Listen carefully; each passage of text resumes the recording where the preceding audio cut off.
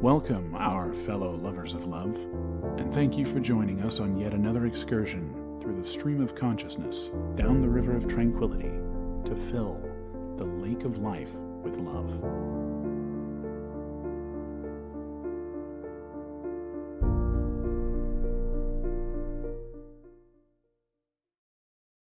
Hello, Sacramento.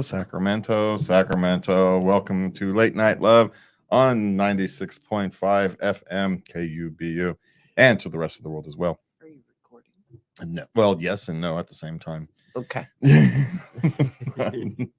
I am, but if we have an internet outage, we'd be in trouble. So yes, now the backup recording is on. Okay. Yeah, I almost never use the actual recording on that, but oddly enough, I've had to use it twice. So that's why we do it. But I often forget. It's just lucky things usually work. Anyway, welcome to Late Night Love. Here it is another warm night here in Sacramento, but join us on this episode of Late Night Love as we delve into the complex world of relationship. It's right in my line of sight. It's irritating. Oh, okay. I'm gonna need that later. I moved it. Yeah. It was just distracting. Same as that's just the stuff that's usually not in my line of sight. That's in my line of sight. Anyway, I'm gonna have a lot of editing to do tonight. Anyway, so join us on this episode of Late Night Love as we delve into the complex world of relationships, parenting, workplace dynamics. We're unpacking everything from the curious case of couples bathroom rendezvous to the fairness of conditional prenups. We'll explore the challenges of intimacy during pregnancy, the dilemma of a windfall win, and the subtleties of trust in a marriage. We dive into the realm of parenting. We'll discuss the power struggles over a child's appearance, the trials of tantrums, and the delicate balance of being a step parent. And that's a delicate balance, let me tell you. And for those navigating their careers, we'll tackle finding your passion, dealing with idle time, and the etiquette of office social events. Just don't go. And tune into the honest conversation that aims to provide insights and advice for those tough moments in life and in love. Yes. And please remember to like, share, subscribe for more heartfelt discussions. And well, we can tell this. I'd never say expert advice because there's no such thing as expert advice in this field. When you're giving life advice, and there's no such thing as experts. We have experience advice. Yes, advice from experience. Because the only expert in your life is you. Yes. And so you take whatever bit of information you can and you make your own ultimate decisions. There's no experience on your life. There's no expert on navigating your life. So that's what that is. That's what we're doing tonight. But first, this one just came across my feed just before. There it is. Which one is it? Man, I should have closed. There it is. All right. Let's view this one because this is actually kind of important in terms of relationships. So because we're starting off with relationships tonight. So we're going to start off right off the bat with this one.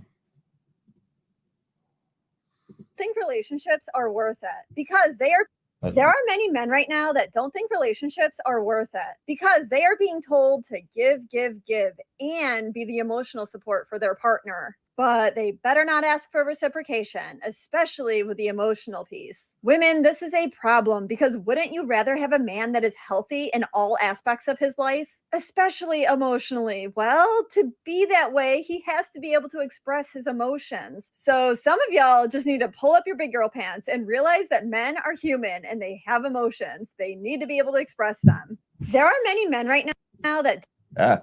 And this is one of these things it's an issue with the younger generation. And it's not so much the expectations. I think it's the hypocrisy that actually is bothering people more than the expectations. Men don't necessarily mind having to carry a large burden. You just don't like the hypocrisy of, it's the toughest people in your life are the women in your life. Those are the ones who can actually hurt you. Your friends and all their smack talking, that's just in good fun. Right. And in a sense, you need that because they are also the ones who will correct you. But when you need support and you're having rough emotional moments, it's every man will tell you it's not your friends. They're not the reason you're quiet. It's the women in your life who will do that. Now, again, this is individualized, as we just talked. Not every relationship, not every relationship is different, but at least in popular culture these days, there seems to be a thread of young women wanting a lot, but not being willing to give the same. Ooh. And it's perfectly fine. It's perfectly reasonable to want a lot, right? But your wants have to equal. have to give. Yeah, your wants have to equal your effort, right? You can't say, I want someone to give maximum effort, but I'm only gonna give right? So what do you bring to the relationship? Me. That's not enough. If you want all kinds of things, then you're gonna have to be willing to bring something to the relationship too. If you have a laundry list of requirements, you better have a laundry list of willing tos. Right? And if your requirements are short and simple, be kind, let's be compatible, right? And these kind of, and well, then, your list of requirements are, your list of willing tos can be short as well, because you're only asking for some basic humanity and the fact that you're compatible. So it really depends. If you want to ask for a lot, if you want to have really high standards, that's great, but you dang well better reciprocate that. It is the issue. And again, at least in popular culture, I don't necessarily think it exists in the mass, but it's what's highlighted in popular culture. I think in the mass, people are still people. I don't think it's changed that much. I think what we highlight has changed it. Yeah. I mean, it's probably changed some, but details have changed. But dating has always been terrible. Dating's always been hard. Yeah. And just Yeah. the hard just changes. It's Yeah. The details of the hard just change. And so, yeah, just remember that. Give what you're willing to get. If you want something, you've got to give it. You've got to give an equal. I thought the focus was not on finding the right partner, but being the right partner. Yes, if you focus, that's the dichotomy, right? If you focus on being the best you instead of focusing on looking for somebody, you become very attractive and people find you. You find what you're looking for when you're not looking, but when you're focused on being your best self. And so just I'm just going to be the best me I can be. I'm going to let chips fall where they may. And guess what? Chips start falling your way. Doesn't mean life always works out in your favor. Life is still life. But things start coming your way. And the reason is because you're focused on becoming the better you, becoming the most civilized version of you. And that is highly attractive to people. Not just romantically, in business and in life. And it just is. So I think that is what we should all kind of try to focus on as we go through our years. And we all get better at that to a point. Those who try. The effort, the honor roll is in the effort. If you try to do it, you will accomplish it. It may take 50 years, but you'll be done the day you die. So what? Yeah. You should always try to be as best you can be. Some days you're not always the best you, but if you're the best you can be that day, you have a lot less to clean up tomorrow. All right. So what do we have? Well, we're going to start with the relationships, of course, but you already have with the clip, haven't you? Yep. That's why we started with the clip. Yeah. I would have rearranged things that had been something else. Okay. All right. I was recently at a birthday party. Every couple there went to the bathroom together at least once. What the F were they doing? Well, it depends on the party. So it's a birthday party, relatively young people. My guess, most times they're strategizing their exit. How long do we have to actually be here?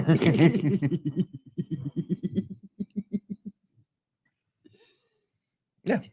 Now, sometimes sometimes it's nookie. Yeah, maybe if you're all between 18 and 22, yeah, okay, maybe. in the 80s, you could think that they were doing illicit substances or whatever. But I'm going to go. The simplest answer is usually the truth, and they're plotting their escape. How long do we actually have to be here? You don't want to be rude about it, but you want to be on the same page when it's time to go. So they're just discussing that. Or they just don't want to be awkward. Women don't like going to the bathroom alone for whatever reason. You have things to talk about. I don't know why. Y'all are weird. Yeah, I got out of that when I was in high school. Yeah, well, that usually happens right in your 20s, right? You go to the club, you go to the club with your girlfriends. Yeah, that's true. Yeah. Well, that's different. It's not like you're at a party at somebody's house. He didn't say where the birthday party was. Okay. It could have been at a pizza place or something. I don't know. All right, what's next? Okay. Wife wants me to sign a 75-25% conditional prenup if I cheat on her or to leave due to lack of sex. Is this fair? I think if you're focusing on sex at this stage of your relationships, they're both 31. And if that's that much of a focus, somebody has some therapy to go through, because your relationship, that should not be your biggest concern.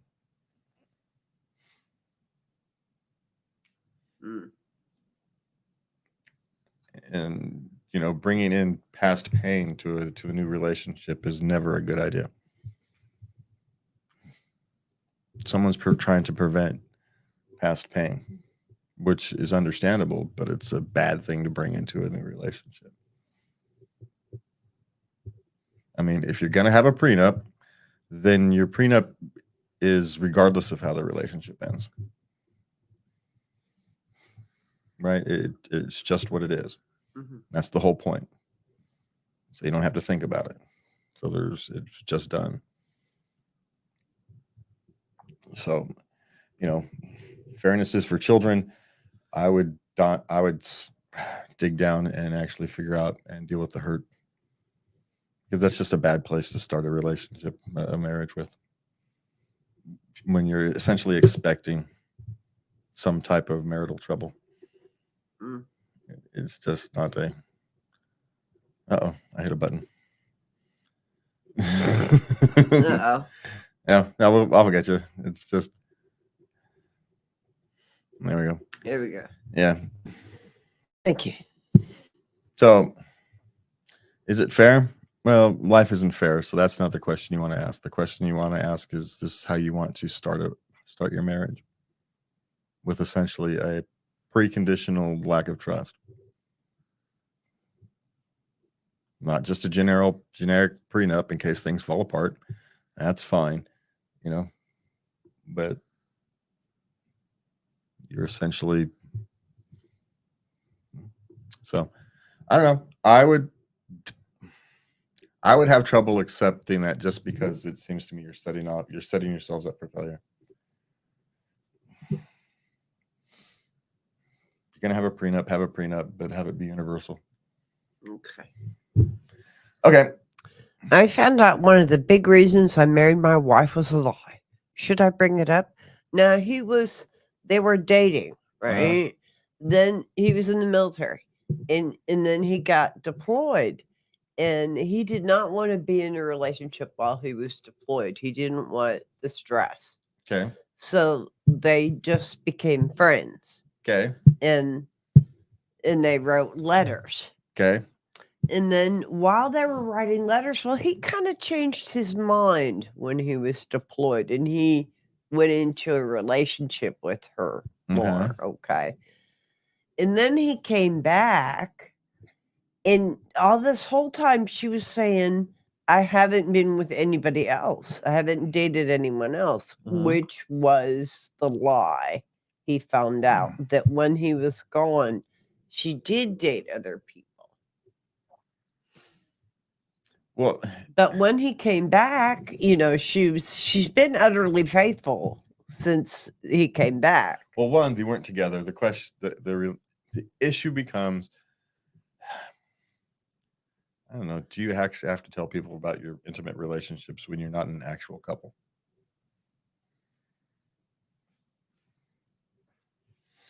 Now, I actually have a doubt that her not having other relationships when they were technically not a couple was a big reason they were married. It feels big at the moment, but if everything else was, that's not how relationships and marriages work, right? It's just not. You don't even think about marriage until other things are much bigger issues are already past. Yeah. So the question is, do you bring it up? And the answer to that is, do you need to? Maybe you do, maybe you don't. I don't have the answer to that. You go sit on a mountain or whatever you do to contemplate for, and figure out if you need to or not. That's a personal question. But the question isn't, that's not a big reason why you married her. It's just not. That's not how that works. The answer is, do you need some resolution onto why? Even though you could probably answer that question yourself. And are you satisfied with that? Is the question. Okay. All right. Okay. Okay, we can't agree on how to spend our windfall win, husband and wife. Well, okay. They're 30. He wants to invest in all this kind of thing, and she wants to go on a whirlwind tour of the world. Yeah. Well, it depends how much money we are talking about. It just does, because it's not in the millions. I forget how much it was. But see, I get it. You get a chance to do a once in a lifetime thing, but you also get a chance to do a once in a lifetime investment where you can take your whirlwind tour later and still have the principal. Oh, that's true. And so, and they're 30. It's very tempting. And many people do it. Just spend the money when you get it, because it's essentially free money, but it's not. You got to have to pay taxes on it. So don't forget to pull that out. And there's this thing called opportunity costs. And your husband wants to not lose the opportunity costs to turn that money into more later on. Maybe it's a chance to jumpstart your retirement savings, or a child's education fund, or something of that nature. And you're going to have to sit there and choose, which one do you want more? Do you want to jumpstart your retirement? Give yourself a nice, head start, nice nest egg to start from. Maybe you'll start building a down payment on a house, whatever it is. Or do you want to go and run around the world and look at stuff that's pretty and have that experience? I can't judge what value is for those things. Only you can. But I suspect, personally, I would think that you should be more cautious about spending it, especially in these economic times. Okay. Now, if you both have stable, high-paying careers and you want to take 6 months off and you can use that to backfill it, yeah, I don't know. I'm cheap, so I know what's going to happen with us if my Sunday lottery tickets ever pay off. Well, but it depends. If you're winning $20 million, yeah, I'll take $1 million out of that and we'll go off and spend it. Sure.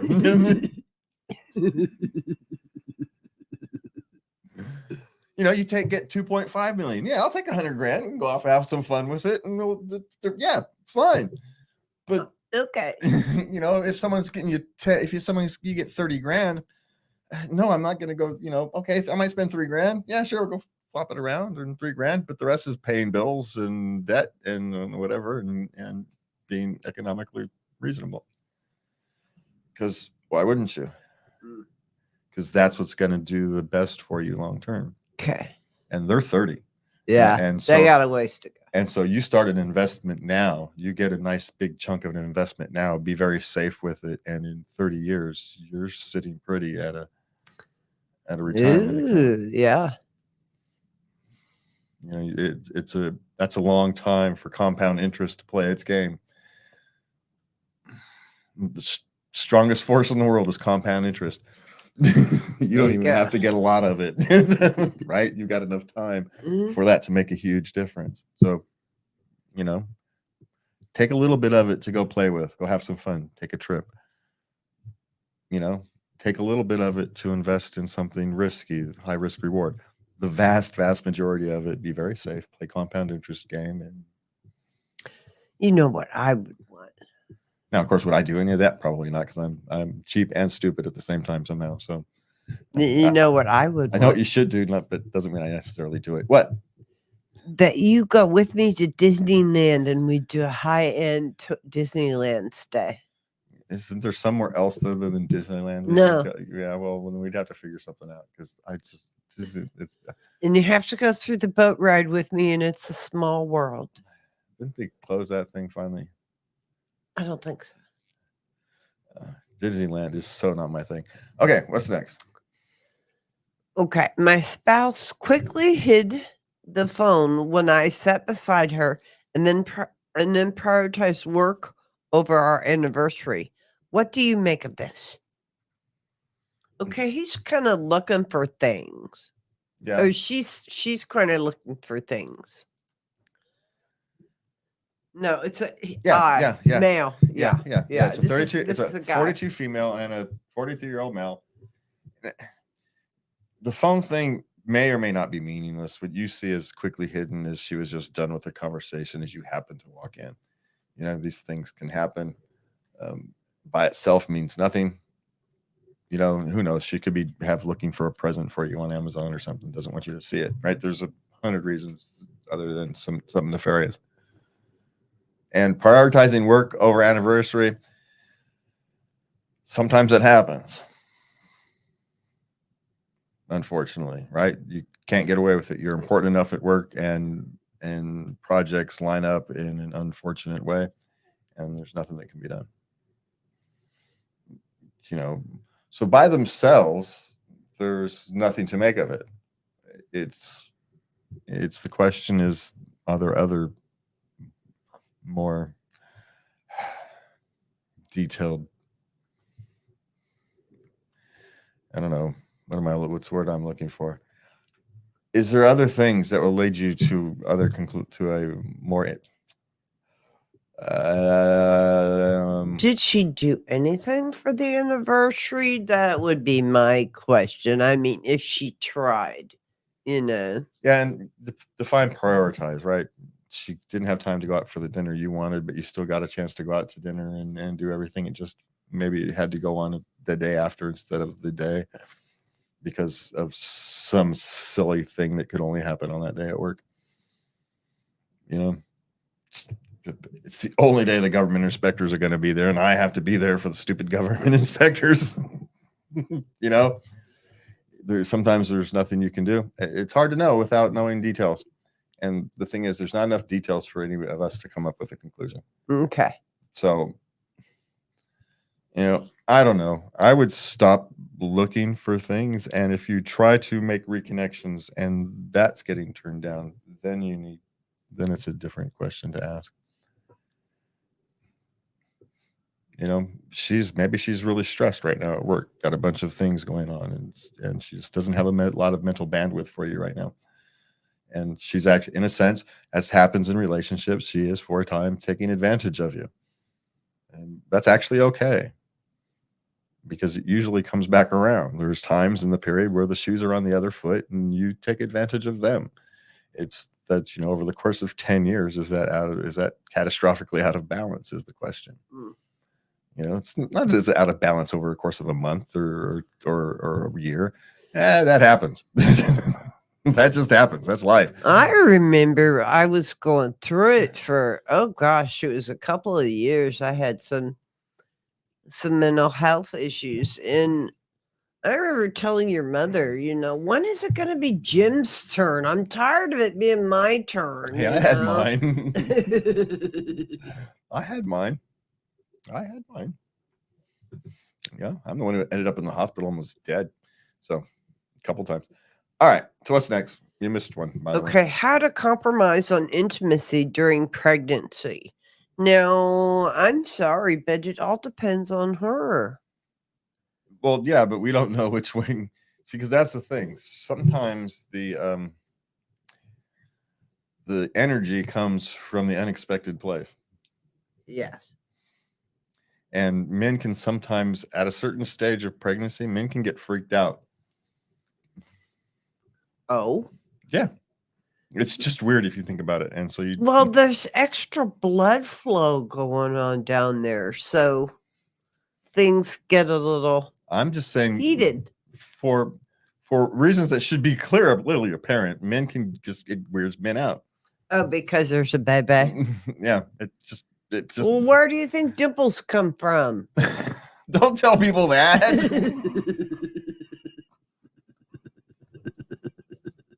God, you gotta make it worse. It's just a thing, right? And it is what it is. It should be why it is. It's just weird. And so you try not to think about it, but if it's in your head, it's very hard to become intimate.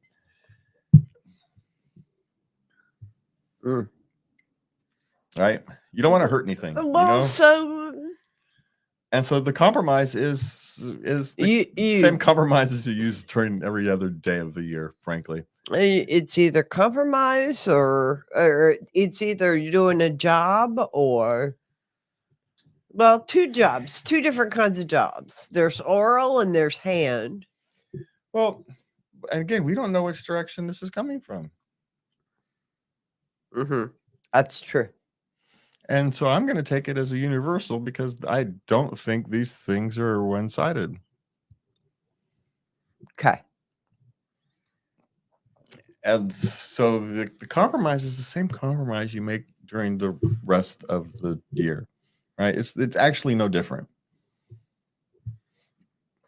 than any other time, right? You only engage in intimacy when both people have agreed to it, and that doesn't change. Yeah.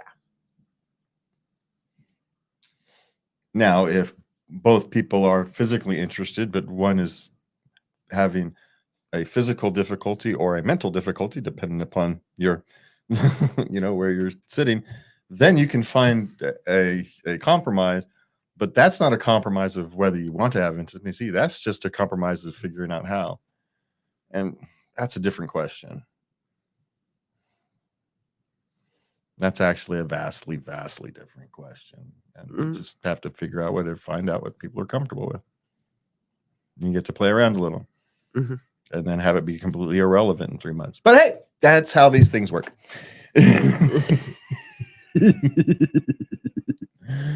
All right, what's next?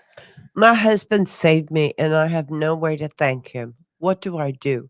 She had a medical issue, and he stayed with her doing all of it. I believe it was cancer, and he nursed her back to health, and she believes he was the driving force in her care, and here's how she's better, and she wants to thank him. She's very, very grateful for him. I mean, because some men have left, Here's the thing. You don't need to thank him. Just live your best life.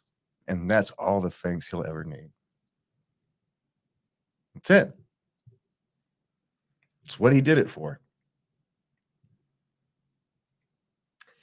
And if you have the urge to when you're sitting alone at night to come up and just say, thank you for, standing by me through that time, great. He doesn't need it.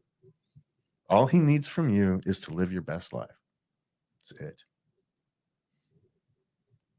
You don't have to make some grand gesture. We don't need that. That's what she's looking for. We don't need that. Now, if you want to throw him a party, a thank you party for you, because you want to express to the world how much you love him and respect him and care for him than what he That's a did. great idea. Party. Great. Yeah. But he doesn't need that. He just needs you to live your best life. That's it. Really? That's it. He didn't do it for anything else.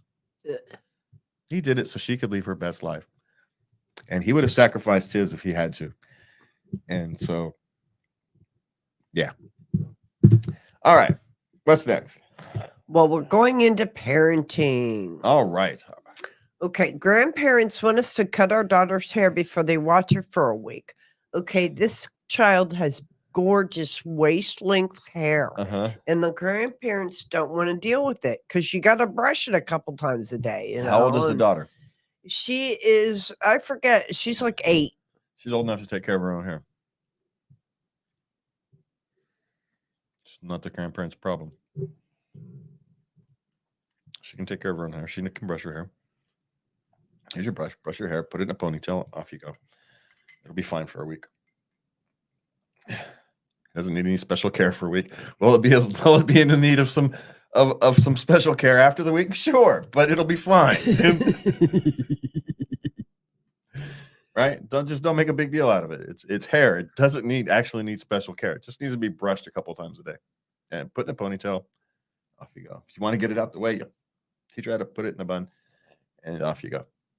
That's it. All right. It's fine for a week.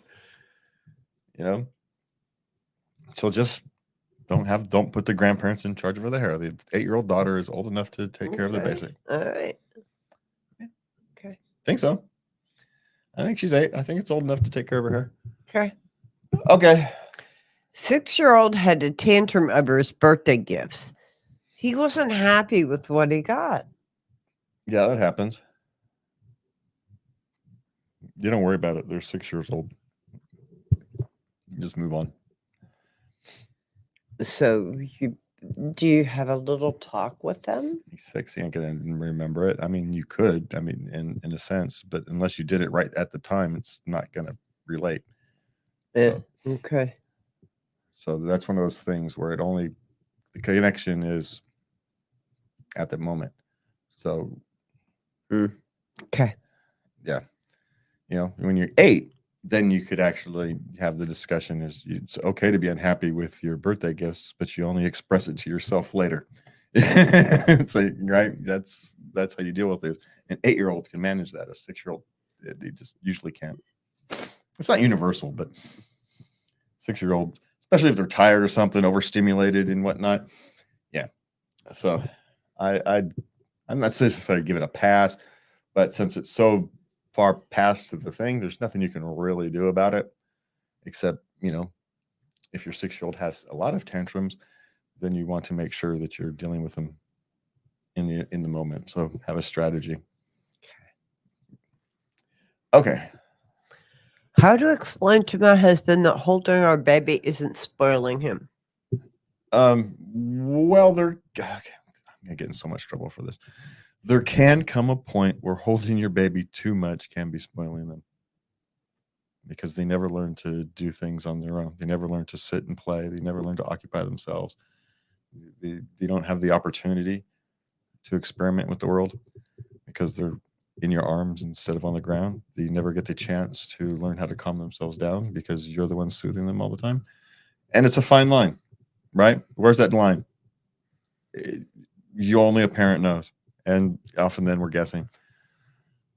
So I'm not being critical. I'm just saying there's room in there for both views to have truth. And the trick is knowing where that line is for each individual child. Because it's not a universal truth. There's no set rules for this. Some children need more attention. Others need more independence.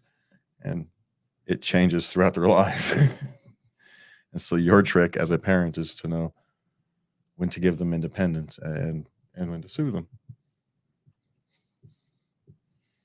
Now, sometimes you got stuff to do and it's actually easier for you to put them on their hip and do what you're doing with one hand, right? It just is. And so, fine. That's a safety issue rather than a child rearing one. Mhm. But yeah, it's not unreasonable for you to put your child down and have him experiment with the world on his own. He'll be okay. Have them think and learn to soothe themselves. They'll be okay.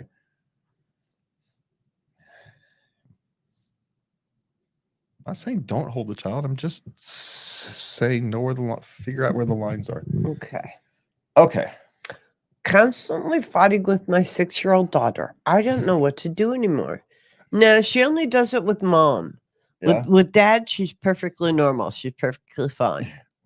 Now, what's the difference between how dad interacts with the daughter and how mom interacts with the daughter? See, if you want to find one person has success, other person has struggles. So why?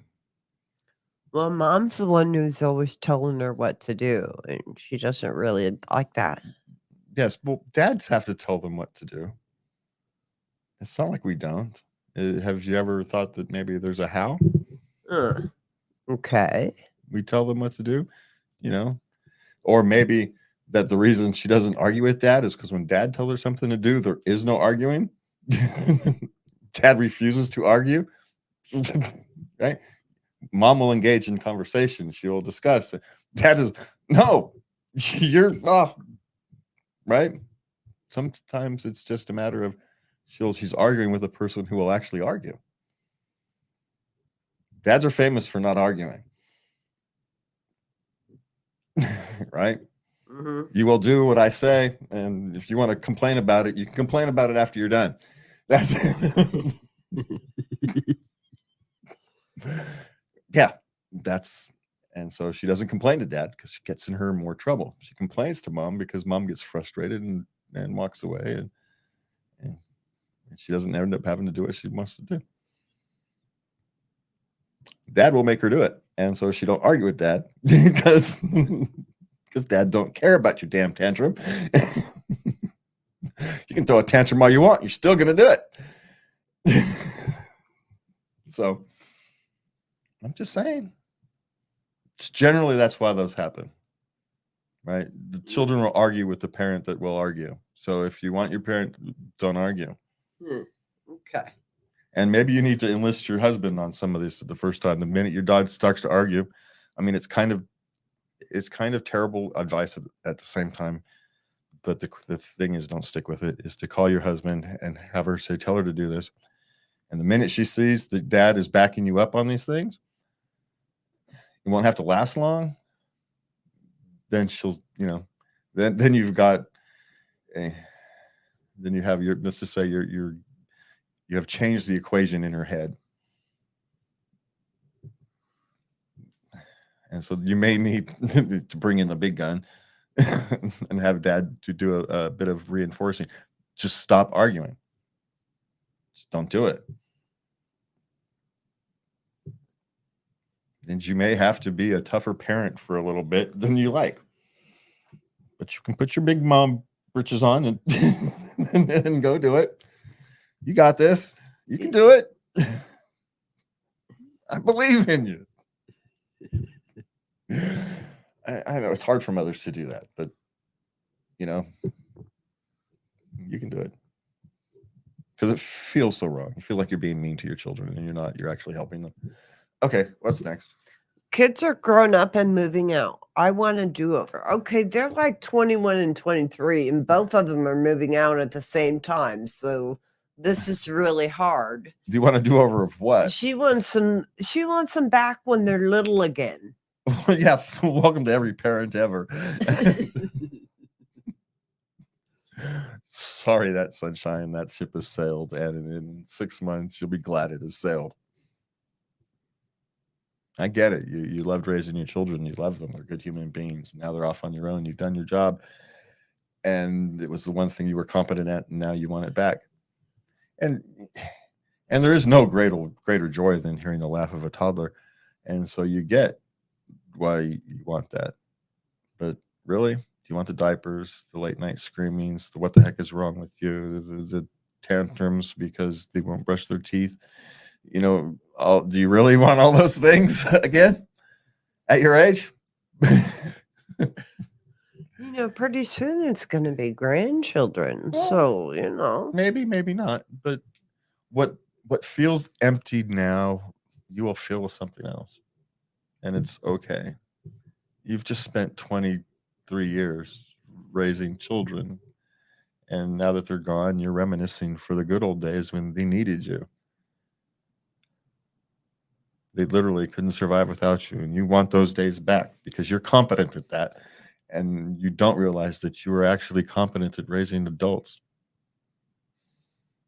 You did your job. Congratulations. Pat yourself on the back, take a rest, and enjoy the rest of your life. You don't know what that is yet, and that's cool. Right? You get to find a new hobby or take up an old hobby or whatever it is you get to fill that time with. I thought I am busier now that I had 3 girls and they're all grown and all gone. Now I got grandchildren. And I have to admit, I was depressed for a little while. But I started thinking about what things I wanted to do that I hadn't done. I had put off not doing because I didn't have the time for me. Yeah. Yeah, and you feel the empty nest right now, and I get it. But you get to fill your nest with other things. Yeah. And it's okay. Will they be as emotionally fulfilling? No, nothing is emotionally fulfilling as raising good human beings. And that's just not possible. But you don't also want that kind of responsibility anymore. That's a ton of responsibility. It weighs on you. And in a sense, you now are feeling what life is like without that weight. Enjoy it. Okay, what's next? I'm jealous my husband gets to be the fun parent. Okay, so how does your husband get to be the fun parent? He worked 12-hour days, comes home, and so on the weekends, you're off doing all the fun things that you don't get to do while she's doing the drudgery of the day-to-day kind of thing? Yeah. It's classic. It's, Yeah. typical. And the thing is, I get why she feels that way. It's 100% understandable. But I think the thing is, what you want to do is look at the sacrifice he's making. You get to have a relatively carefree day to day, right? You take, I don't want to say you take care of the family, you take care of the house, you raise the thing. The only time he gets with you guys is weekends. Maybe a couple hours at night if he's lucky, Mm-hmm. And then weekends. Yeah, he gets to be the fun parent because what else you want him to do? Do you really want to have the only time your kids have with your dad is him being the disciplinarian? He's gone all the time, but all we get to see of him when he's here, he's just ordering us around, telling us to do things, telling us everything we've done wrong. It's sometimes for the betterment of our family, we take one in the chin and we do it repeatedly. We do it for 20 years. But when the kids leave, the payoff is there. Yeah. You have raised wonderful children. Your husband has been supported. He has supported you. And then now you get your golden years. And so think of this as an investment in the future. Yeah, it's okay to be jealous at times, right? It's human. You're not going to... Well, I want to ask a question. Sure. And now I know she does fun things with the child, with her children. No, it's a feeling. She's the one who has to discipline her. And so disciplining is the least fun part of being a parent. And she's feeling like she's the one who always has to do it because she likely is. Okay. And that weighs on you. It's no different as when, back in the old days when you would say, just wait for your father to come home. Your father comes home from a 10-hour day at work and deal with your children. What am I supposed to do? Right? So now all of a sudden All your children know from you is discipline, because that's all the time you have for them. Except on the weekends, and on the weekends you got to go mow the lawn, find the little time you have for you, and do your honey-do list. All you see from your dad is that. They've had generations of absent Well, fathers. people have had that Yeah. for a long time. Yeah, I know. Yeah. And it has its problems. Yeah. It works when you have a fully dedicated partner raised in the house, right? And you have it's a functional team. And it means one person is paying one price and another person is paying another. That's what's happening. He's not getting away without paying a price. His price just comes from somewhere else. Yeah. And so, look, you're going to feel jealous on occasion. It's just going to happen. When you feel jealous, don't take it out on him. Go out, scream at the world, throw at axes, whatever it is you do to get it out, and understand this just life ain't fair sometimes. And in order to do what's best for your family, you are taking this one in the chin, and your husband takes plenty in the chin for your family as well. And so the balance isn't unequal. It's just where the punches are coming from are unequal. But you're both taking punches. And in the long run, you will all have a better off family, better off for it. Yeah. So, yeah, I get the jealousy. I get it. But she doesn't say she was resentful. She was just saying she's jealous. And I get it. You want to be able to be the fun one, and you've got to be the disciplinarian 6 days a week, right? 7 days a week. I get it. But,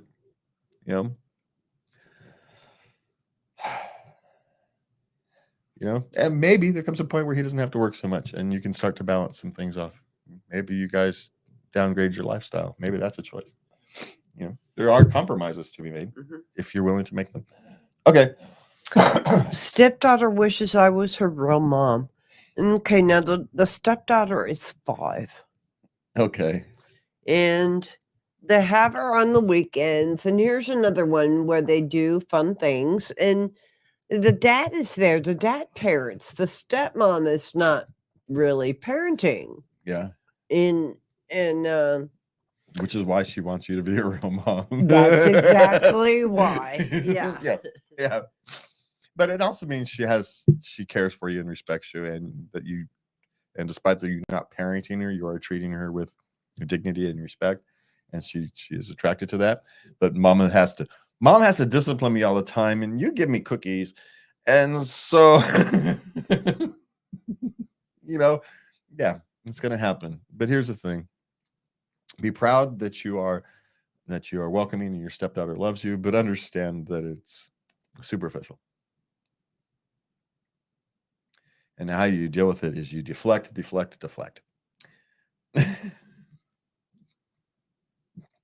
You never deal with that one straight on. You just deflect and you deflect it. And yeah. Now, when she's 15 and you have that same conversation, it's a different thing. But at 5, yeah, you give her cookies. Mom disciplines me. I like you better. Yeah, of course you do.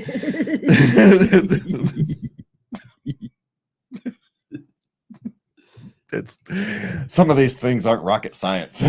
Now, I remember I was my youngest daughter. I was sharing custody with her father, and I went to go pick her up, and he was dating someone, and she was there, and my daughter grabbed it. I said, "Okay, hon, say goodbye to Dad. It's time to go." And she grabbed the other woman, and I don't want to leave her, And the other woman looked at me scared, And I didn't take it personally, She's having a good time. Yeah, she feels safe there. That's a good sign. Yeah. That's good news for most of us, right? And then Dad stepped in, and he, yeah, you've had a good time this weekend. We understand, but it's time to go back to normal life. Yeah, it happens. You don't, as the step parent type person, you deflect, and you let the other parents deal with it directly. Mhm. Yep, that's. But I stood there waiting to feel upset, and I never did. No, because it's just a Yeah. yeah. There's just a child being a child. On to some work questions. So what do we got?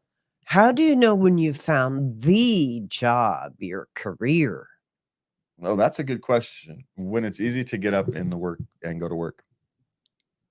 When you don't struggle, when the days where everybody's going to have a day here and there where it's hard to get up and just want to move, but that's my signal, right?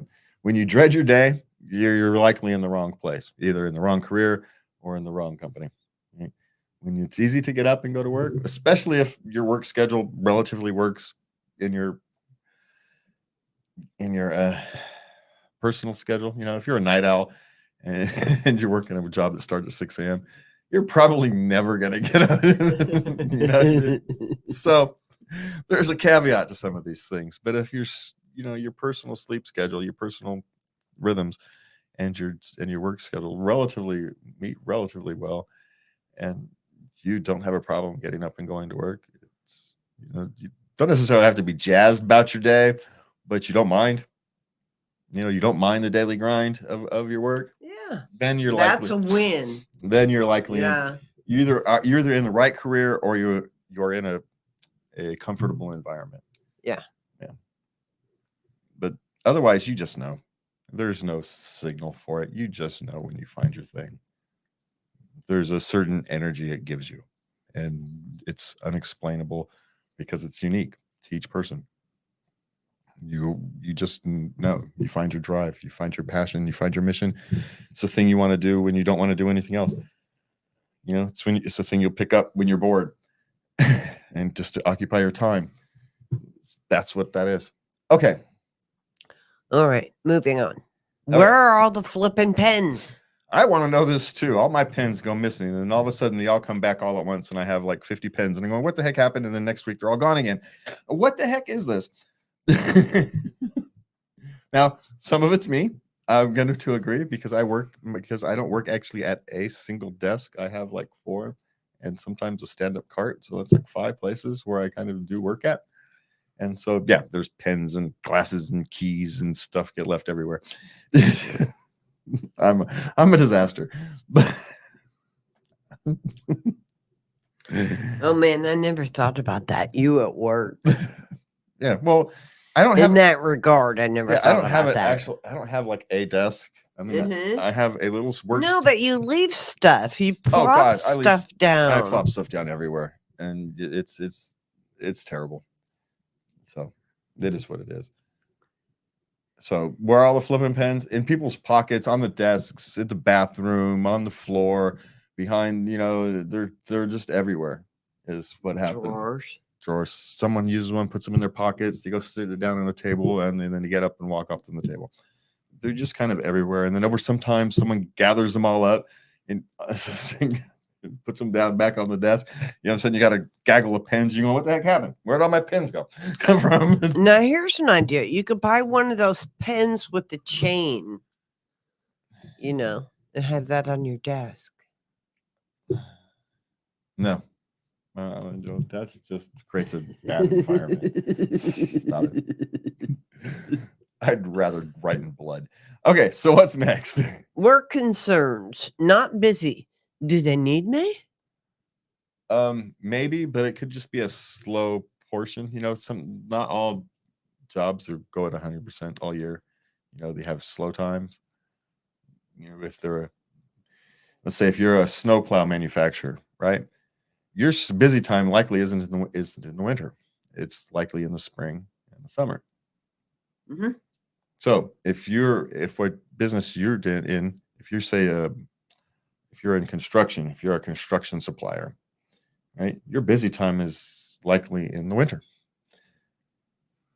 And so it just depends on the factory schedules and whatnot. So it could just be a normal ebb and flow of the particular business cycle. They could be completely used to it, and they have to have enough people around for a busy season, so they keep you around. It's cheaper to keep you around than it is to train a new person each season, right? Type of thing. It's just easier, or it could be these are difficult economic times, and and they don't have anything for you to do right now, but maybe they do in the future. Maybe they've got a contract coming up in a few weeks or something, or maybe they don't and they're trying to hang on. So without knowing more type of industry you're in, we can't answer that question. Okay. So find out if there's a pattern to your history, to your business. Maybe this is just a slow season and it's not an issue, or maybe it's just a very unusual slow period and there's more to be concerned about. So it really can depend. Okay. Can I request to work on less projects with a manager I don't get along with? You can request it, I suppose, but whether they grant it to you is going to depend on your particular value. If you are a highly valued employee, yeah, you can request it, and your likelihood that they will accommodate it is higher. If you are an average worker, they will take it into consideration, but ultimately it won't be a deciding factor. They'll put you where they need you, and you're not going to care about the manager. Your job isn't to like your manager. Your job is to do your job. Sorry, it's how life works. If you're a valued employee, yeah, you get more pull than those who are average. You just do, because you can go somewhere else, and they can replace right. You're a highly valued employee. You have options. You can go someplace else, and you're hard to replace. If you're an average worker, they don't care if you go someplace else because you're easy to replace.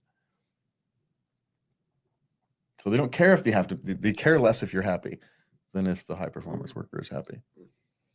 So you know your place on the scale of value workers before you try to make a power play, because you can lose.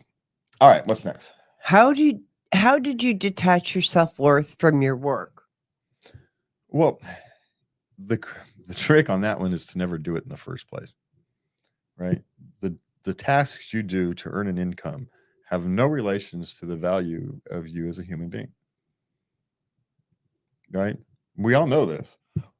And we actually know this when we look at other people. Like a janitor is no less valuable as a human being than a CEO.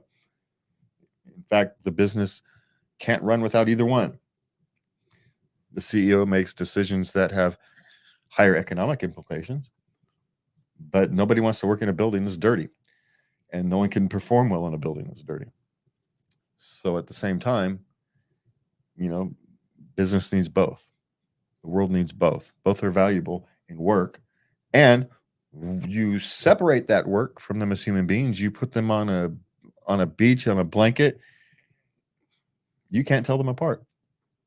They are both value human beings. Your value as a human being comes from your humanity, your civility, which you bring to, do you make the world a better place or not?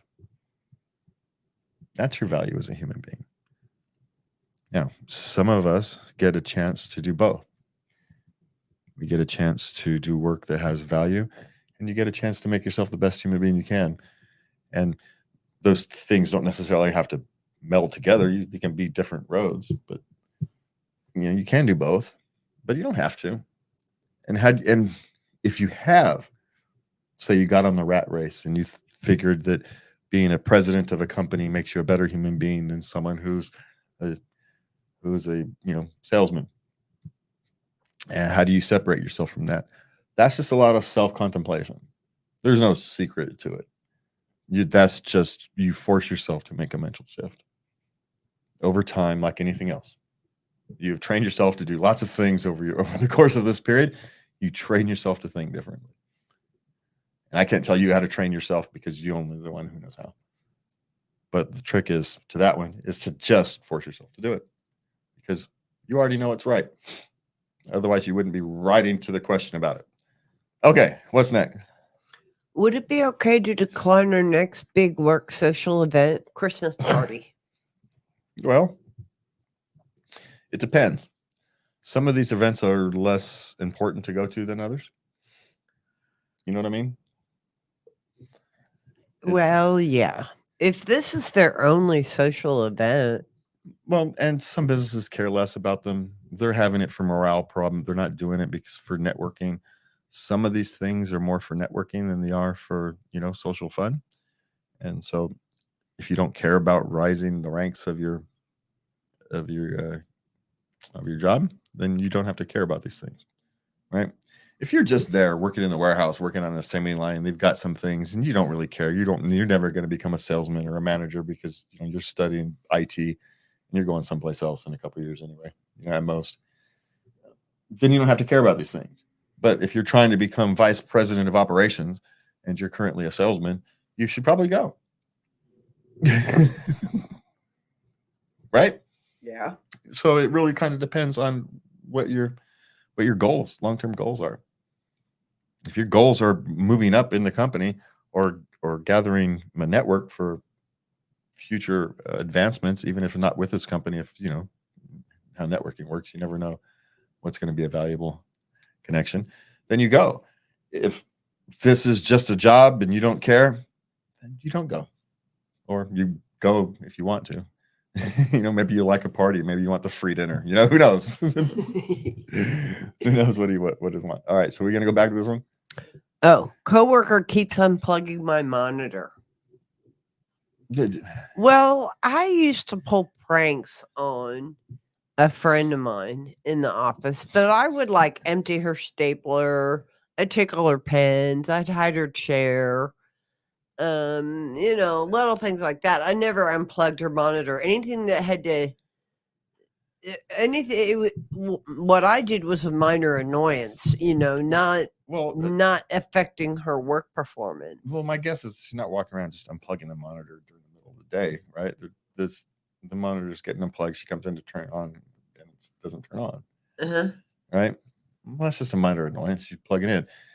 Look, the only way to deal with these kind of things is you either have to deal with them really up front and boldly, or you don't give them the reaction they're looking for, and they stop doing it.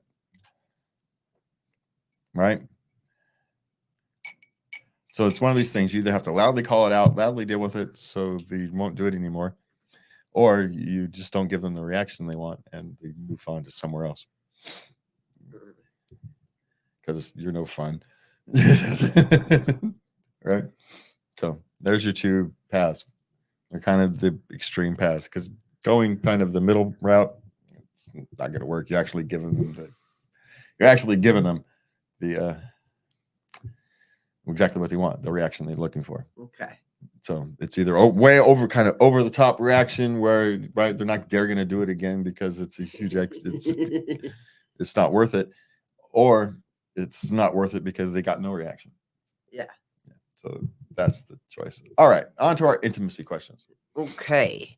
No sex before showering. Okay, this woman has her husband coming home from the gym, and he wants to do it before a shower. Well, some people prefer that, but it usually depends on the person who prefers that or not. Not everybody likes the taste of soap or smell of soap. So it's not necessarily, them being gross or anything. It's just soap is nasty. And soap is just as bad as the gym. Is there a medium in between? Can we wait 3-4 hours? Just so the soap dissipates. Right? It's that kind of thing. So, humans have been dealing with oddly enough, if you think about it, the modern hygiene standards is far superior than what we've had to deal with in the past. How do we ever get together in the past? Where at best you had weekly showers, weekly baths, and shared water, and yeah. So you just don't. It's not as gross as we think it is. I'm just saying, thankful for modern hygiene and all that stuff, but humans have been dealing with worse for far longer. So my point is, yeah. I don't know. Maybe he showers at the gym and she just doesn't see him. Yeah. All right. I don't know. But if she doesn't like it, then it's a no-go, right? Yeah, it's a no-go. Yeah. Well, he's not liking that. The husband's not really liking that. Yeah, well. Too bad. So sad. Too bad, so sad. Yeah. Even though you get sweaty during sex and y'all don't mind that during the thing. So It's different. It's fresh. well, if you just got home, it's fresh. Anyway, but that's a discussion about those are compromises that do or do not you find relatively routinely. He has a thing maybe for it. Maybe he would prefer to have sex after she works out.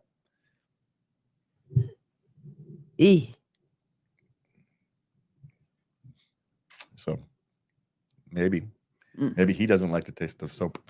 Okay, what's next? Why does my girlfriend like me orgasming early? Okay, now this couple is pretty young. Yeah. And what I'm thinking, she is thinking that his orgasm is the goal. So the fact that he gets so excited that he can't contain himself. Her ego is like, yeah. Yeah, that's feeding her ego, and because they're young, it doesn't matter because you can always go again a minute later. It's not that big of a deal. Yeah. But of course, the problem with that is you are actually training yourself, and it will in 10 years when you don't have the recuperative powers of a rabbit. You're going to have a different issue. So I don't know. And I've always early. How do you define early anyway? To define it early means. Yeah. What does that mean? Yeah. What does early mean anyway? Just stop thinking about these things and just have fun is my suggestion on that. Stop thinking about the goal and enjoy the journeys. There you go. God. And if goals happen, they happen. If they don't, they don't. But just enjoy the journey. And those goals things take care of themselves. All right, what's next? My fiance is pressuring me to do something I don't want to do. Okay, he wants to have one of his friends join them in the bedroom. Oh, man, how common is this? It's like every... I don't know. And in the modern world, with so much weirdness and so much free going around, I suppose it's even probably more common now than it has been in the past. I would suspect. But the pressure is the problem, not the asking. And so you're going to have to deal with it. That's what you deal with. You deal with the pressure in you, not with the necessarily asking because all that other stuff is fine. But it's the pressuring, right? That's the actual problem. That's either a lack of respect or a lack of maturity, and both of those have to be dealt with, right? Mm-hmm. So, how you deal with that, doesn't say how old you are, so it's hard to know what it's likely is. But you may not be as compatible as you thought. Okay.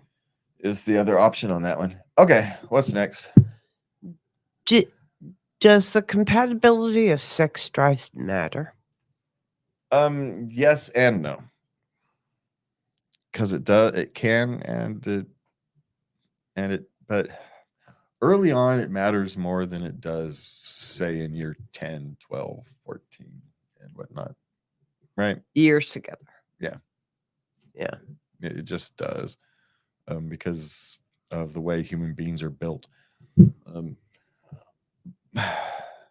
But there's always compromises in human relationships, and that finding that compromise in sex drives is part of it, because the need to compromise will change and evolve over time. One person's high sex drive now becomes the low sex drive person later. It's just how these things can work. And the question is, are you guys a stable enough couple to deal with those differences? It's not the differences of the problem, it's how you deal with them is the issue. And maybe you are too far, and it can be. The differences can be too great, but they don't necessarily have to be. I mean, sex is not the most important thing in your relationship. It shouldn't, eh? No. Okay. What are sexy ways to ask for head? I don't know if there is one, quite frankly. I don't think so. No, No, I'm sorry. We're not going to see that as sexy. there's no. I don't know if there is one. You could just ask. Yeah, it's just going to be, and it probably should be difficult to ask for, frankly. It's probably a good thing.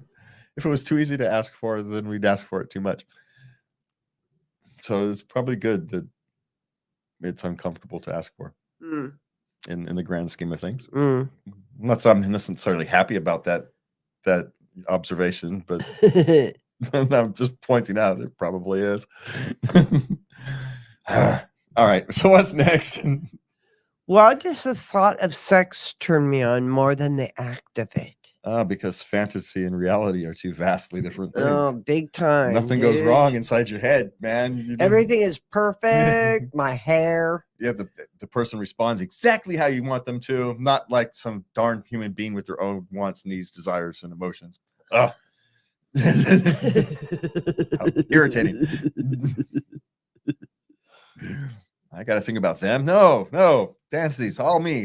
Yeah, that's why.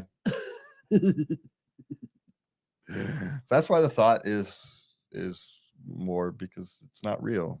I mean, it's perfect. it's an idealization Yeah. of what you are looking for. Yeah. And reality never lives up to that. It just can't, and the one time it does, then it just gives you something to chase, and you never find it again because it's so uncommon.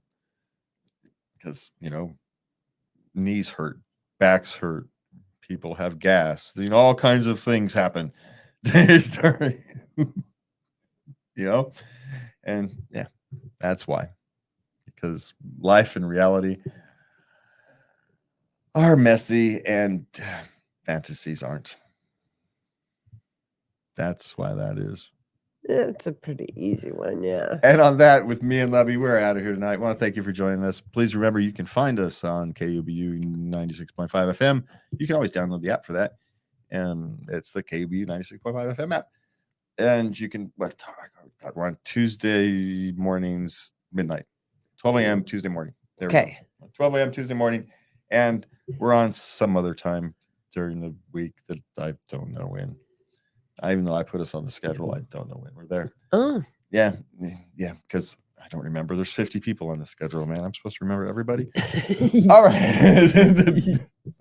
So just to point out, I even forget myself, guys, for the rest of you out there who might be listening. I even forget myself. Anyway, for me and Lubby, thank you for joining us. We will see you. We will see you next week, kind of. It'll be a recorded show. So we're out of here. See you next week. And please remember to love everybody. Good night.